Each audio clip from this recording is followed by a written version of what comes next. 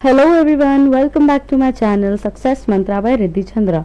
So in the last from 2 to 3 classes we were discussing about the rise of nationalism in Europe, and in the meanwhile I was discussing also about how the European society was emerging, how the feeling of nationalism emerged in India, and every other every other aspects of this chapter, the liberals and the conservatives. France का हमने case study देखा. Then we saw the Napoleonic code, then the conservatives, liberals. We talked about the romanticism, then we talked about the hunger hardship. In the meanwhile I was also talking about the Greeks. So I am today starting with the case study of Germany, which is actually a bit complicated, but it's not so complicated to understand. So let's begin. So what was happening? European society already has witnessed, is already undergoing many revolutions. कि 1850s का जो time है European society में, हम ये देख रहे हैं कि ऑलरेडी जो है सोसाइटी में बहुत सारे रेवोल्यूशंस मिडिल क्लास के द्वारा हुए जा रहे हैं. क्यों? क्योंकि वो लोग चाह रहे हैं क्या कि जो मोनार्की या किंग का रूल है उसको हटा दिया जाए. ठीक है. अब मोनार्की को हटाने का मेन मकसद क्या था? अगर आपको याद होगा मेरा लेक्चर जो मैंने लास्ट टू लास्ट क्लास में बोला था during the time of the conservatives, कि conservatives were in the support of the monarchy. Conservatives जो है वो किंग को सपोर्ट करते हैं, but on the other hand जो मिडिल क्लास है वो एजुकेटेड है. They are a supporter of a liberal thought. Liberal thought क्या है? जो इंडिविजुअल फ्रीडम को सपोर्ट करता है. तो जो लिबरल थॉट है, इंडिविजुअल को जो सपोर्ट करता है, मिडिल क्लास जिसको मानते हैं, जो कि एजुकेटेड है, वो ये चाह रहे हैं कि मोनार्की को हटा दिया जाए और किसको ले आया जाए? इसको ले आया जाए, रिपब्लिक को ले आया जाए. Republic is a form of a democracy. कि रिपब्लिक आ जाए जहां पे यूनिवर्सल एडल्ट फ्रेंचाइजी हो, जहां पे वोटिंग राइट्स हो. ठीक है.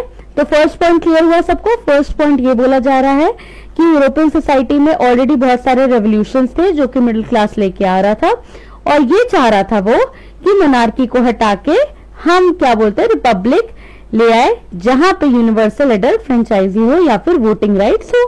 ठीक है. अब हम देखते हैं कि जर्मनी, इटली वगैरह में नेशन स्टेट जो है क्रिएट करने की डिमांड जो है वो अराइज होने लगी, और वो ये चाह रहे थे जर्मनी, इटली वगैरह कि यहाँ पे जो नेशन स्टेट्स बन रहे हैं वो बेसिकली पार्लियामेंट्री बेसिस होना चाहिए, जो कि constitution, freedom of speech, expression and press वगैरह पे फोकस करे. ओके.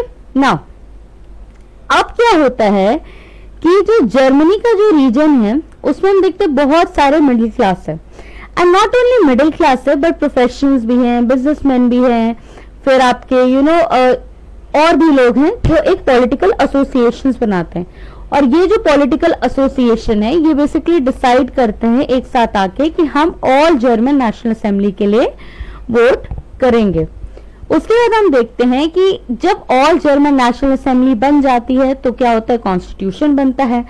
उस कॉन्स्टिट्यूशन को जर्मनेशन के लिए बनाया जाता है, बट उस टाइम पे हम देखते हैं एक प्रशियन किंग होता है जो कि जर्मनी से, उस टाइम पे जर्मनी को प्रशियन एम्पायर के अंडर होता था वो. तो प्रशियन किंग जो उस टाइम का था Kaizer William four, very important name again. तो काइजर विलियम फोर जो था उस टाइम का प्रशियन किंग, उसने क्या किया कि जो कॉन्स्टिट्यूशन जर्मन नेशन के लिए लेके आए थे उसको रिजेक्ट कर दिया. ठीक है गाइस. जब उसको रिजेक्ट कर दिया तो क्या हुआ कि वहां पे हम देखते हैं कि ज्वाइन हुआ किसका, मोनार्क का हुआ, और भी मोनार्क्स काइजर विलियम फोर के साथ आए, उनको ज्वाइन किया. और ये जो ऑल जर्मन नेशनल असेंबली बनी थी ना, जो किसने बनाई थी, मिडिल क्लास, प्रोफेशनल्स, बिजनेसमैन ने, उसको बॉयकॉट करना या अपोज करना स्टार्ट कर दिया. ठीक है. अब हम देखते हैं क्या हो रहा है कि जो इश्यू है extending political rights to women जो है वो कंट्रोवर्शियल होने लगा. और कंट्रोवर्शियल ही नहीं होने लगा बल्कि हम देखते हैं कि वुमेन जो पार्टिसिपेट कर रही है इतने लंबे समय से, उनको भी पॉलिटिकल राइट्स और वोटिंग राइट्स नहीं मिले. क्यों? क्योंकि उनको सिर्फ ऑब्जर्वर स्टेटस दे दिया गया. फिर हम देखते हैं क्या होता है कि एक बहुत ज्यादा वॉर्स वगैरह होने लगते हैं, और उसी के साथ साथ हम देखते हैं Prussia, Denmark, Austria and France के बीच में, जिसमें हम देखते हैं प्रशिया जो है वो जीत जाता है और जर्मनी पे किसका कंट्रोल आ जाएगा, प्रशिया का कंट्रोल आ जाएगा. ठीक है. उसके बाद हम देखते हैं कि जो प्रशियन किंग है विलियम वन, उसको हम किंग ऑफ जर्मनी बना देते हैं, और जो ओटो वन बिस्मार्क है, this is Kaizer William one, this is auto von Bismarck, और ये जो काइजर विलियम वन है इसको किंग बना दिया जाता है जर्मनी का, और ओटो वन बिस्मार्क जो है उसको चीफ मिनिस्टर बना दिया जाता है। एंड उसके बाद हम देखते हैं दोनों बहुत इंपॉर्टेंट रोल, ये दो फिगर्स इंपॉर्टेंट रोल प्ले करते हैं जर्मनी को एज ए नेशन बनाने में। और इसी के साथ साथ हम देखते हैं कि जो न्यू कंट्री इमर्ज हो रही है वो बेसिकली क्या चीज पे फोकस कर रही है, मॉडर्नाइजिंग करेंसी, बैंकिंग पे, लीगल एंड जुडिशियल सिस्टम पे। ठीक है, now next I be talking about the unification of Italy. Again थोड़ा कॉम्प्लिकेटेड है but you guys will be able to understood, easy है। नाउ इटली की जब हम बात कर रहे हैं तो इटली एक बहुत बड़ा एरिया होता था इटली का, और वो जो पूरा एरिया इटली का जो आज के टाइम पे हम इटली देखते हैं वो 7 स्टेट्स में डिवाइडेड था, जिसमें सबसे इंपॉर्टेंट था सर्दिनिया पीडमेंट। ठीक है, कौन सा इंपॉर्टेंट था? सर्दिनिया पीडमेंट। और ये जो सर्दिनिया पीडमेंट था ये एक इटालियन प्रिंस के अंडर में था, अंडर कंट्रोल में था। ठीक है, और जो सेंटर था वो पोप के अंडर था, जो नॉर्थ का एरिया था वो ऑस्ट्रियन हैब्सबर्ग एम्पायर के अंडर था। तो इसलिए हम देख रहे हैं कि जो इटली है उसके जितने भी 7 स्टेट्स है वो डिफरेंट रीजन्स, डिफरेंट प्रिंस और किंग्स और चर्च के कंट्रोल में होते थे। ठीक है, नाउ अब यहाँ पे बहुत फेमस पर्सनालिटी इमर्ज होते हैं, गिज़िपी मजीनी। जैसे इंडिया में गाइस गांधी जी थे ना, वैसे इटली में गिज़िपी मजीनी है। गिज़िपी मजीनी एक फिगर है, एक पॉलिटिकल फिगर है, एक नेशनलिस्ट फिगर है जो यूनाइट करते हैं इटली को और 2 सीक्रेट सोसाइटीज बनाते हैं। उन सीक्रेट सोसाइटीज का नाम है यंग इटली और दूसरी सीक्रेट सोसाइटी का नाम है यंग यूरोप। ठीक है, नाउ अब ये जो यूनाइटेड इटली है इसने क्या किया कि एलीट क्लास को एक पॉसिबिलिटी दी, एक मौका दिया, एक अपॉर्चुनिटी दी कि आप इकोनॉमिकली डेवलप हो जाए, और ना ही इकोनॉमिकली डेवलप हो जाए बल्कि आपका पॉलिटिकल डोमिनेंस भी हो इन पे बना हुआ। उसी के साथ साथ हम देखते हैं कि क्या हो रहा है कि इस टाइम पे ये जो किंग है आपका, यहाँ पे जो गिज़िपी मजीनी के साथ हमें दूसरे एक मेजर लीडिंग फिगर दिखते हैं वो है CM Cavour. CM means the chief minister. तो चीफ मिनिस्टर जो केवोर है वो केवोर भी like Giuseppe Mazzini he is also joining the movement to unify the regions of the Italy. और इसी के साथ साथ हम देखते हैं कि क्या करते हैं इसके बाद कि जो किंग विक्टर इमानुएल II है वो किंग बन जाते हैं यूनाइटेड इटली के। ठीक है, the next topic I will be discussing today is the case study of Britain and Ireland. So इसको स्टार्ट करने से पहले थोड़ा सा मैं आपको ब्रीफ इंट्रो दे दूंगी कि जो ब्रिटेन है वो एक आइलैंड कंट्री होती थी, और ब्रिटेन में it was not only the one type of people but there were many types of people. ठीक है, तो हम ब्रिटेन में देखते हैं कि 4 तरीके के लोग रहते थे। एक होते थे इंग्लिश के लोग, English people, Welsh people, Scottish people and Irish people. और इन चारों कम्युनिटीज की अपनी डिफरेंट कल्चरल आइडेंटिटीज भी होती थी और अपनी अलग अलग पॉलिटिकल के ट्रेडिशंस होते थे, जिसके कारण हम देखते हैं कि 1707 में एक बहुत फेमस एक्ट पास होता है जिसका नाम है एक्ट ऑफ यूनियन, जो कि इंग्लैंड एंड स्कॉटलैंड के बीच में पास होता है, जो रिजल्ट कर देता है formation of United Kingdom of Great Britain.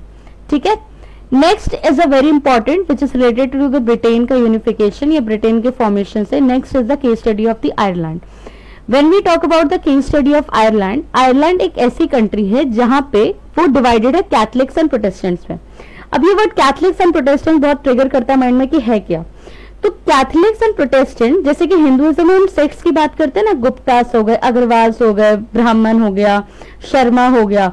Similarly Christianity में 2 इंपॉर्टेंट सेक्ट्स हैं, 2 इंपॉर्टेंट कहते हैं ना कास्ट है या फिर ग्रुप्स कह लीजिए, जो आप कह सकते हैं। इन 2 इंपॉर्टेंट सेक्ट्स में से इन दोनों को नाम दिया गया, एक का नाम है कैथलिक्स, दूसरे का नाम है प्रोटेस्टेंट्स। अब क्या होता है कि जो इंग्लिश है, बेसिकली ब्रिटेन जो है, जो इंग्लिश है यहाँ पे, इंग्लिश पीपल है, वो क्या हेल्प करते हैं, किसको हेल्प करते हैं? प्रोटेस्टेंट्स को हेल्प करते हैं आयरलैंड का, कि आप डोमिनेट कीजिए कैथलिक्स के ऊपर। बट हम देखते हैं क्या होता है कि जो आयरलैंड के लोग हैं वो लोग हार जाते हैं और जबरदस्ती जो आयरलैंड का एरिया है उसको यूनाइटेड किंगडम में ले लिया जाता है। ठीक है, अब ये जो ब्रिटिश नेशन एक बहुत बड़ा बन गया था, जिसमें वेल्श भी है, इंग्लिश भी है, स्कॉटिश भी है, आयरिश भी है, इसके कारण क्या हो रहा था, एक ब्रिटिश नेशन बन गया था। और इसमें हम देख रहे हैं क्या हो रहा है कि इंग्लिश का प्रोपगेशन, इंग्लिश कल्चर का प्रोपगेट हो रहा है, और सिंबल्स यूज हो जाने लगे, जैसे ब्रिटिश का नेशनल फ्लैग, नेशनल एंथम। ठीक है, तो आज के लिए इतना ही करते हैं, बट मैं आपको थोड़ा रिकैप कर देती हूँ आज हमने क्या क्या पढ़ा। So today we understood the case study of Germany. Germany में हमने बात की कि यूरोपियन सोसाइटी जो है बहुत सारे रेवोल्यूशन थे जो कि मिडिल क्लास लीड कर रहा था, और वो क्या चाह रहा था कि मोनार्की को हटा के हम रिपब्लिक बेस्ड गवर्नमेंट ले आए जो कि वोटिंग राइट्स पे फोकस करे। ठीक है, नाउ उसके बाद हमने बात की कि जर्मनी, इटली वगैरह जो कंट्रीज है उसमें नेशन स्टेट की भावनाएं आने लगी, और वो लोग चाहने लगे कि एक पार्लियामेंट्री बेस्ड गवर्नमेंट आए जो कि constitution, freedom of speech, expression वगैरह पे फोकस करे। इसके बाद हम देखते हैं क्या होता है कि एक ऑल जर्मन नेशनल असेंबली बनती है, और वो बनाता कौन है, बनाएगा कौन, मिडिल क्लास प्रोफेशनल्स बनाएंगे, बिजनेसमैन बनाएंगे। अब ये जो ऑल जर्मन नेशनल असेंबली ये बनाती है कॉन्स्टिट्यूशन, और इस कॉन्स्टिट्यूशन को क्या करता है, Russian king Kaizer William four जो है वो रिजेक्ट कर देता है। जब काइजर विलियम फोर जो है वो रिजेक्ट कर देता है, तो काइजर विलियम फोर के साथ और भी मोनार्कीज आते हैं इस चीज पे अपोज करने के लिए कि तुम कॉन्स्टिट्यूशन कैसे ड्राफ्ट कर सकते हो। अब क्या होता है नेक्स्ट पॉइंट, कि ये जो पॉलिटिकल राइट्स जो वुमेन की अगर हम बात करें, तो आपको पता होगा कि किसी भी सोसाइटी को आप उठा के देख लीजिए, हिस्ट्री में कोई सोसाइटी अपनी वुमेन को राइट्स नहीं देती है। तो सेम चीज यहाँ पे भी हो रही है, यहाँ पे in the case of Germany also, कि जर्मनी भी पॉलिटिकल राइट्स नहीं दे रही है अपनी वुमेन को, बट हम देखते हैं कि उनको एक ऑब्जर्वर स्टेटस जो है वो मिला हुआ है। और उसके साथ हम देखते हैं कि ये जो कॉन्स्टिट्यूशन और पार्लियामेंट वगैरह की जब हम बात कर रहे हैं, तो हम देखते हैं यहाँ क्या हो रहा है कि over the control of Germany there was a war fought among the four powers. एक युद्ध लड़ा गया है चार कंट्रीज के बीच में।